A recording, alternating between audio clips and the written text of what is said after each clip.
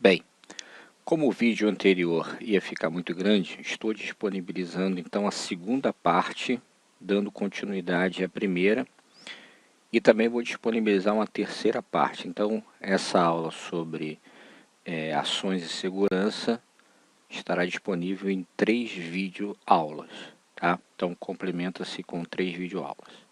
Então, forte abraço, segue então a nossa aula.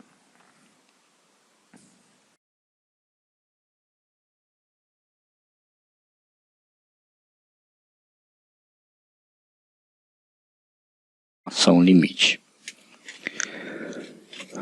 Bom, a gente vai chamar de ação a letra F aqui, que representa qualquer tipo de ação, tá? E dentre as ações, nós teremos ações ditas diretas e as indiretas. As diretas é a mais comum, são as forças ou carregamentos que atuam na estrutura. E as indiretas são oriundas de deformações impostas, por exemplo, recalque de apoio. Ou seja, é uma deformação, não é uma força atuando. Mas essa deformação também geram esforços na estrutura, também geram algum tipo de esforço. Então, isso amplifica o esforço atuante. Então, isso vai ser encarado como uma ação, né? Bom, dentre as ações, nós temos as ações permanentes. Como o próprio nome diz, ação permanente é aquela que permanece, que não se altera, ou seja, ela não muda o seu valor ao longo do tempo. Ela vai estar sempre atuando naquele ponto e com aquela magnitude, com aquele valor, com aquela grandeza.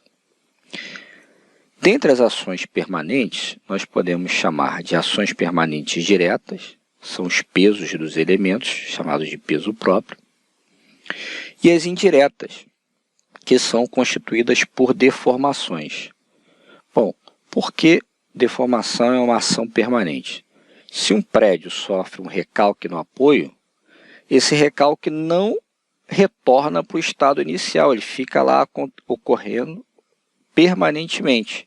E esse esforço gerado por esse recalque também fica lá permanentemente. Portanto, uma deformação imposta, no caso um recalque de apoio, é uma ação permanente, mas ela é dita do tipo indireta porque não é provocada por uma força, mas sim provocada por um deslocamento. As ações permanentes, em geral, vão ser tratadas como a letra G. G sempre faz menção à ação permanente. E esse epsilon aqui é permanente, só que é do tipo indireta. E temos as ações variáveis, que vou representar pela letra Q. Aí as variáveis, como o próprio nome diz, variam. Variam de posição, variam de intensidade, variam de frequência, variam de magnitude. Então ela não tem um valor fixo, ela tem uma variação em torno de uma média.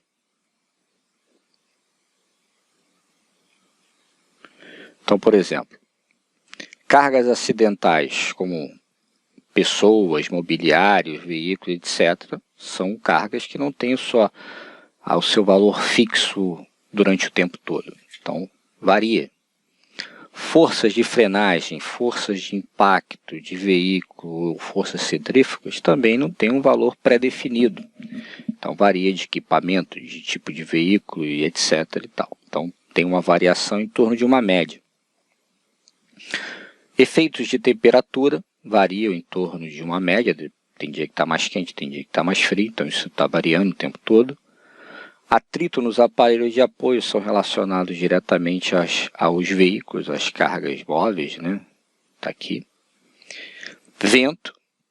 Não venta o tempo todo e quando venta, não venta sempre com a mesma velocidade, portanto não gera as mesmas pressões e isso varia o tempo todo. Pressões hidrostáticas e aerodinâmicas, de forma geral, né?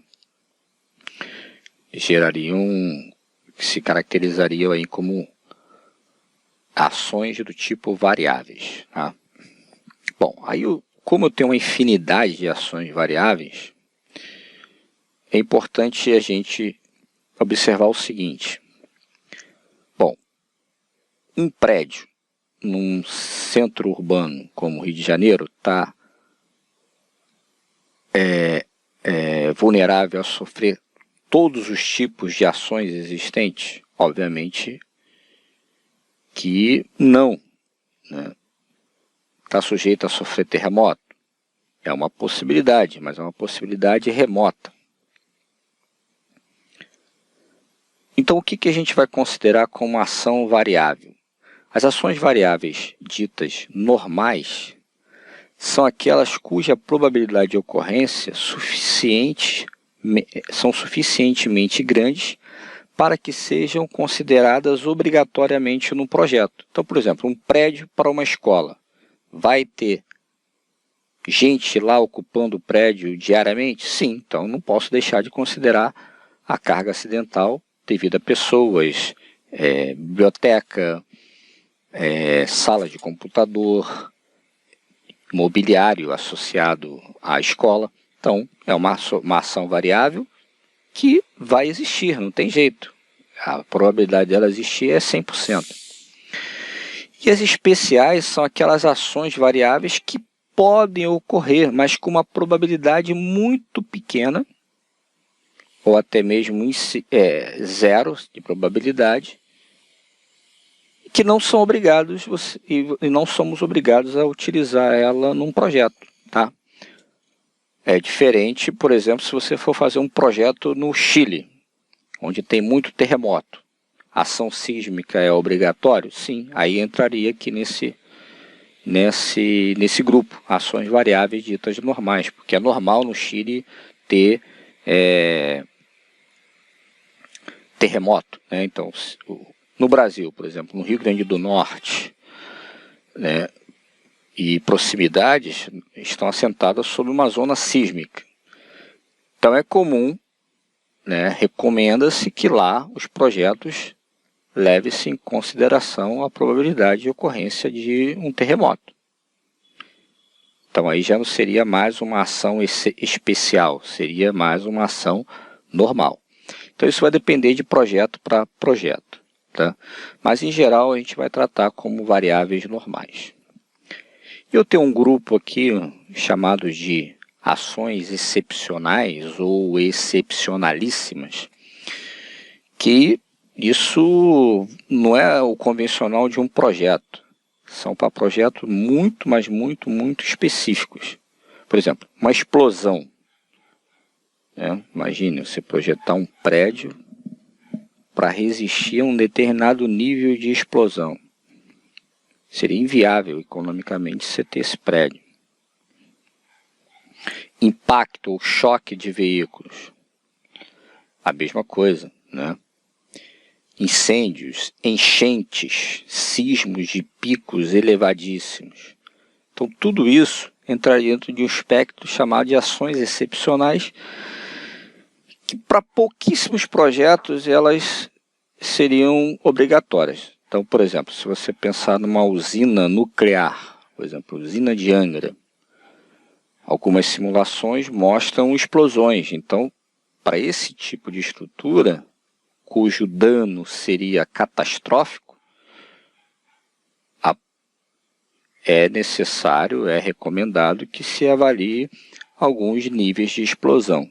Então, aí já entraria num caso muito excepcional.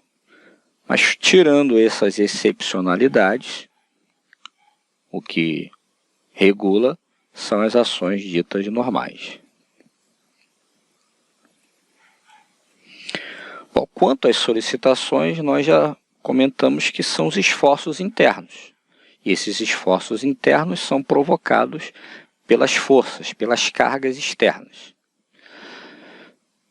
Tendo essas cargas externas, as ações de peso próprio também são ditas como forças externas, que também geram tensões. Bom, se eu tenho um esforço permanente, é porque ele foi gerado por uma ação do tipo permanente. Se eu tenho um esforço variável, é porque ele foi gerado por uma ação do tipo variável. Se eu tenho um esforço permanente indireto, é porque ele foi provocado por uma ação permanente indireta. Então a relação é direta entre a solicitação e o tipo de ação.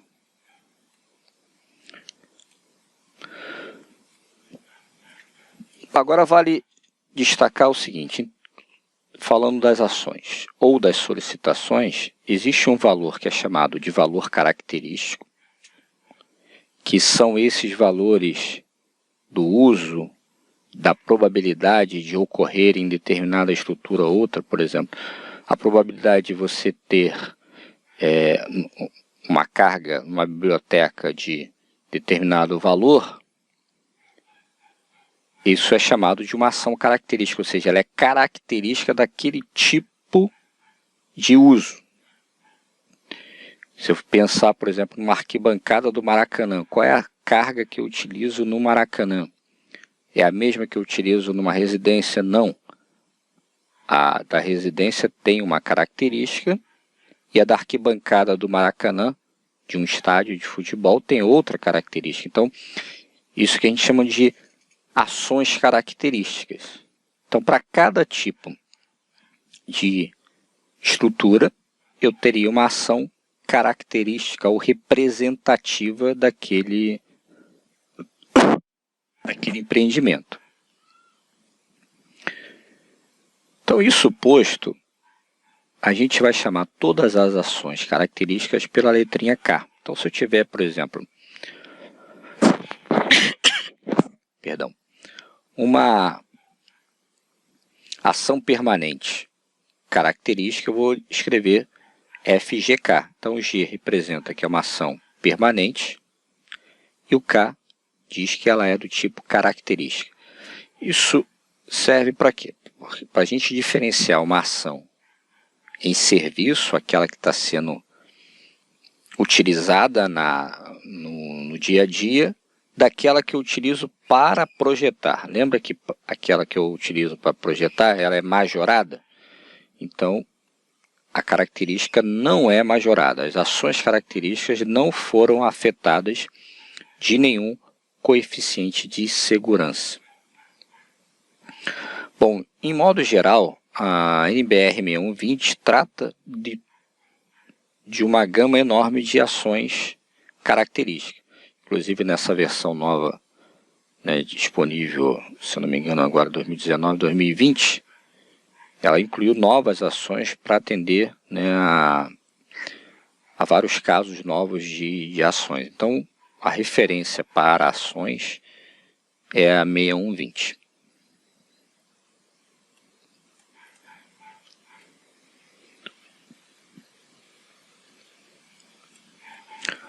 Bom, aqui, por exemplo, a 6120 trata de um modo geral e a 6123 vai falar sobre ações de vento. Tá? As ações do vento são calculadas de forma diferente, então não entrou na norma 6120 não. Então, de um modo geral, o que nós temos para considerar? Aqui é a solicitação característica, porque ela foi provocada por uma ação característica. Se essa ação aqui for permanente, essa solicitação vai ser permanente característica. Se essa ação for variável característica, essa solicitação vai ser variável característica, e assim sucessivamente. Para transformar esse valor K em um valor D, ou seja, um valor de projeto, um valor que é utilizado no cálculo para verificar a resistência, eu vou pegar cada valor de ação e multiplicar por um determinado coeficiente de segurança chamado γ(f). Tá? O γ(f) ele é um valor constituído do produto de três outros coeficientes que nós comentamos brevemente, que levam em conta a mitigação, a redução de algumas incertezas envolvidas no projeto. Então, para a gente ter aqui uma ideia, por exemplo, essa primeira parcela aqui, γF1, ela leva em conta a ponderação das ações de uma certa variabilidade das ações. Então, ela considera a variabilidade para mais e para menos. Então, ela entraria aqui uma parcela representando isso. A segunda parcela considera a simultaneidade de atuação de ações, ou seja, tem várias ações acontecendo ao mesmo tempo, sobrecarga com peso próprio, com vento, com sismo, então tem uma ponderação para isso também. E a última parcela desse coeficiente, ela leva em conta possíveis erros de avaliação dos efeitos das ações, ou seja, o que eu estou supondo como sendo a ação que vai ocorrer pode não ser. Então, pode ser um pouco mais, pode ser um pouco menos. Então, existem incertezas envolvidas aí. Então, o que a gente vai considerar de fato é que esse número γF, ele já está pronto, né, para ações permanentes e para ações variáveis. E quem vai me dar esse valor vai ser a 8.800. Então, aqui tem um texto com maiores detalhes associados a isso aí. Bom, junto com o coeficiente de segurança, nós temos também os chamados coeficientes de combinação, que são esses valores aqui, ó, π0, π1 e π2.